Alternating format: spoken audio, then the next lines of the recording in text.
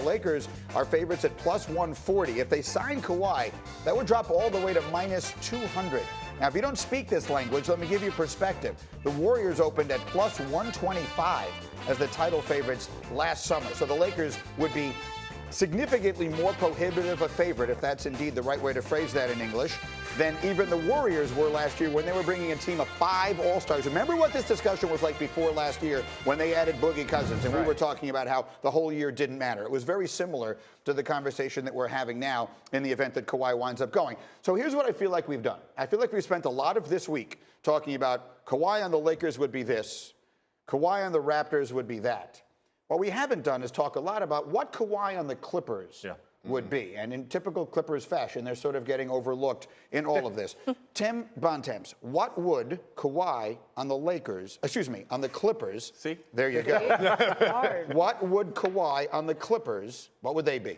They would be a championship contender with a team that looks eerily similar to this Toronto Raptors team. A team that's built around one main star, again, the same guy, Kawhi Leonard, with a bunch of role players around him that can do all the things that need to be done to win big. Like, what did we say all year about the Clippers, right? There's this great team of, hard-playing, role-playing guys, young players like Shai Gilgeous-Alexander who could be really good in the future. They trade for Landry Shamet. They have all these draft picks. They have all this stuff to build going forward. But what do they not have? The guy in the middle to drive it forward. The same thing we've been saying about Toronto for years, right? Toronto goes against Kawhi. They win a title. I'm not saying the Clippers necessarily win a title next year, but they would be firmly in the discussion, in my opinion, if they do get it.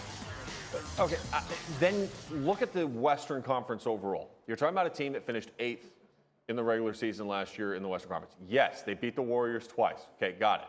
Cool. They are that one piece, and I agree with you. Are they better than the Nuggets on paper? I think With they'd be Kawhi? right there. No. With Kawhi? No. They're not better.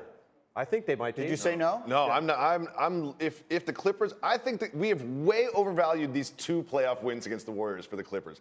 I think the Clippers are okay. Right. I think if you add Kawhi, they still might not host a playoff series. No. I think they definitely would host, but I'm not sold that they're coming out of the regular season and we're going, yeah, they're the top seed in the West. No chance. They're the favorite. I would not have them there. I would question even Portland, Utah.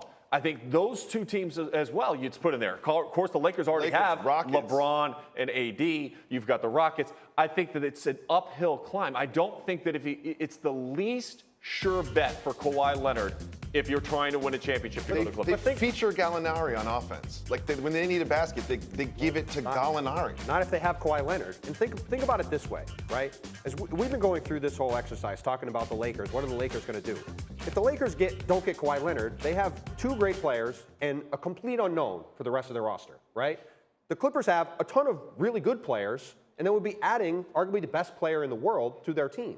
So they would have so much more depth than the Lakers or some of these other teams would. So I think the idea that the Clippers would just be a nice team that couldn't compete or wouldn't be in that, like, firmly at the top of the championship bracket, even in the West, as loaded as it is, I think is crazy. Okay, where would you have them? Would you have them as the top seed? I'd have to think about it, but they would be in the top 2 or 3 for sure. Yeah, I think and they might be number 1. I think they host a first-round playoff game, which means therefore I have them in the top 4. But I would not have them at number 1 or 2.